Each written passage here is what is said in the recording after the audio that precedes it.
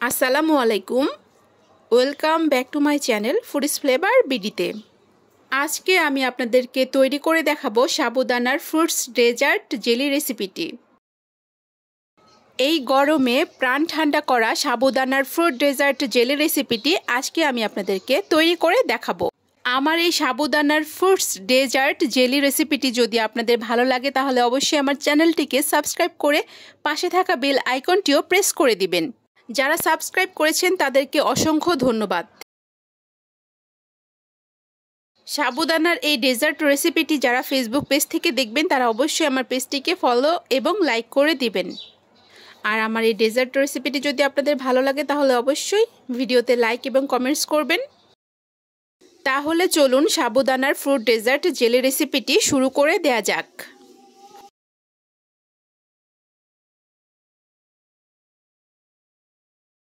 প্রথমে একটি প্যানে আমি 2 কাপ পরিমাণ পানি দিয়ে দিলাম। এরপর 1/4 কাপ পরিমাণ চিনি দিয়ে দিলাম। স্প্যাচুলা দিয়ে নেড়ে দিচ্ছি। এখানে আমি হোমমেড জেলি তৈরি করার জন্য আগার আগার পাউডারটি ব্যবহার করব। 1/2 টেবিল চামচ পরিমাণ আগার আগার পাউডার দিয়ে স্প্যাচুলা দিয়ে নেড়ে দিচ্ছি। এখনও কিন্তু আমি চুলাটি অন করিনি, ঠান্ডা অবস্থায় এই কাজটি করে নিতে হবে। তো এবার চুলাটি অন করে দিয়েছি, অনবরত নেড়ে দিতে থাকবো। এবার বলক চলে এসেছে, স্প্যাচুলার দিয়ে নেড়ে দিব। তো এই পর্যায়ে আমি পানির এই মিশ্রণটিকে 2টি ভাগে ভাগ করে নিব।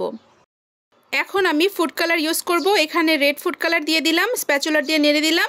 আর চুলার সাইডের এই বাটিতে পানির মিশ্রণে আমি গ্রিন ফুড কালার দিয়ে দিলাম, দিয়ে ভালো মতো নেড়ে দিলাম। এবার রেড কালার জেল তৈরি করার জন্য প্যানের ভিতরে যে মিশ্রণটি রয়েছে তা ভালো মতো নেড়ে চেড়ে ঘন করে নিব। এবার আমি মিশ্রণটি একটি বাটিতে ঢেলে নিব। এই তো দেখতে পাচ্ছেন, এটি ঠান্ডা হয়ে আসলে আমি ফ্রিজের নর্মাল চেম্বারে রেখে দিব, তাহলেই জেলি তৈরি হয়ে যাবে। এবার চুলার উপরে প্যানে গ্রিন কালার মিশ্রণটিকে নেড়ে চেড়ে ঘন করে নিব। অনেকটা ঘন হয়ে আসলে মিশ্রণটিকে একটি পাত্রে ঢেলে নিব। জেলির মিশ্রণগুলো ঠান্ডা হয়ে আসলে এটাকে আমি চিলারে রেখে দেব 2 ঘন্টার মতো। চুলায় একটি প্যানে পর্যাপ্ত পরিমাণ পানি দিয়ে আমি এখানে সাবুদানা দিয়ে দিলাম 1/3 কাপ পরিমাণ মতো। ভালো মতো স্প্যাচুলার দিয়ে নেড়ে দিচ্ছে। তো এই পর্যায়ে বলক চলে এসেছে, স্প্যাচুলার দিয়ে অনবরত নাড়তে থাকতে হবে। এই সাবুদানাটি সিদ্ধ হতে কিন্তু একটু সময় লাগে। তো আমি নেড়ে চেড়ে স্প্যাচুলার দিয়ে নেড়ে চেড়ে এই সাবুদানাগুলো সিদ্ধ করে নিব। সাবুদানাটি ভালো মতো সিদ্ধ করে নেওয়ার জন্য এই পর্যায়ে চুলার আঁচটি কিন্তু মিডিয়াম টু হাইতেই রাখতে হবে। সাবুদানাটি অনবরত নেড়ে দিতে হবে, তা না হলে একটির সাথে আরেকটি কিন্তু লেগে যেতে পারে। তো সাবুদানাতে বলক চলেও এসেছে, দেখাই যাচ্ছে। যখন দেখা যাবে সাবুদানার হোয়াইট কালারটি চেঞ্জ হয়ে ওয়াটার কালারে পরিণত হয়েছে তখন বুঝতে হবে যে সাবুদানাটি সিদ্ধ হয়ে এসেছে। তো আমার সাবুদানাগুলো 95%-এর মতো সিদ্ধ হয়ে এসেছে। আমি সাবুদানাগুলো একটি ঝুড়িতে ঢেলে নিলাম। এবার আমি গরম সাবুদানার উপরে নর্মাল টেম্পারেচার থাকা ঠান্ডা পানি ঢেলে দিচ্ছি, এতে করে সাবুদানাগুলো একটি আরেকটির সাথে লেগে যাবে না। এবার আমি একটি প্যানে 3 কাপ পরিমাণ গরুর দুধ নিয়ে নিয়েছি। দুধটিকে ভালো মতো জাল করে নিব। চুলার আঁচ মিডিয়াম ফ্লেমে রেখে আমি দুধটিকে জাল করে নিব। এই পর্যায়ে আমি 1/3 কাপ পরিমাণ সুগার দিয়ে দিচ্ছি। তো চিনির পরিমাণটা আপনারা বাড়িয়েও নিতে পারেন স্বাদ অনুযায়ী। তো এখন স্প্যাচুলার দিয়ে নেড়ে চেড়ে চিনিটা ভালো মতো দুধের সাথে মিশিয়ে নিচ্ছি।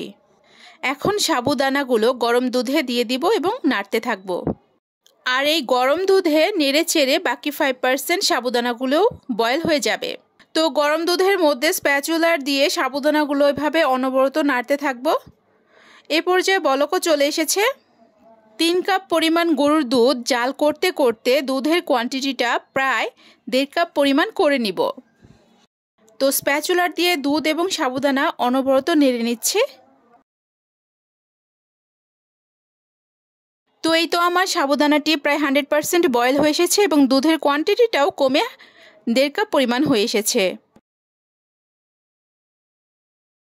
এবার চিলার থেকে জেলির পাত্রগুলো বের করে নিয়ে আসব এবং নাইফের সাহায্যে শেপ করে কেটে নিব।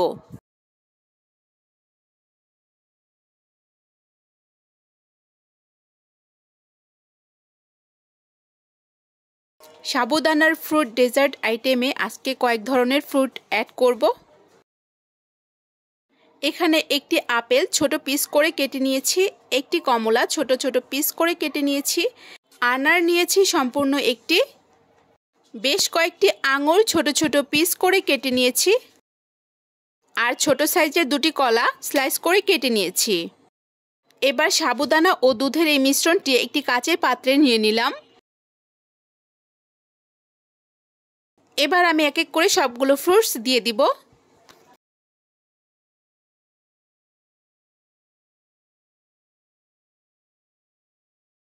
এবার আমি সাবুদানা ও দুধের সাথে ফ্রুটসগুলো ভালোমতো মিশিয়ে নিব। এভাবে স্প্যাচুলার দিয়ে সাবুদানার সাথে ফ্রুটসগুলো ভালোমতো মিশিয়ে নিব।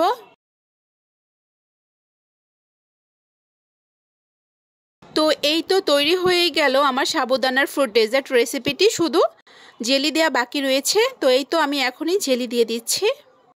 এই গরমে সাবুদানার এই ফ্রুট ডেজার্টটি তৈরি করে ফ্রিজে রেখে ঠান্ডা ঠান্ডা পরিবেশন করলে এই ডেজার্টটি অনায়াসে আপনাদের প্রাণকে ঠান্ডা করে দিতে পারে। তো এই তো তৈরি হয়ে গেল সাবুদানার ফ্রুট ডেজার্ট জেলি রেসিপিটি। গরমে প্রাণ ঠান্ডা করা সাবুদানার ফ্রুট ডেজার্ট জেলি রেসিপিটি কেমন হয়েছে অবশ্যই কমেন্টস করে জানাবেন। ভিডিওতে লাইক দিবেন এবং ভিডিওটি শেয়ার করবেন। সাবুদানার এই ফ্রুট ডেজার্ট জেলি রেসিপিটি যারা ফেসবুক পেজ থেকে দেখবেন তারা অবশ্যই পেজটিকে ফলো এবং লাইক দিয়ে রাখবেন। তো সবাই অনেক ভালো থাকবেন, সবাই সবার জন্য দোয়া করবেন। পরবর্তীতে নতুন কোনো রেসিপি নিয়ে আবারও হাজির হয়ে যাব। সেই পর্যন্ত আল্লাহ হাফেজ।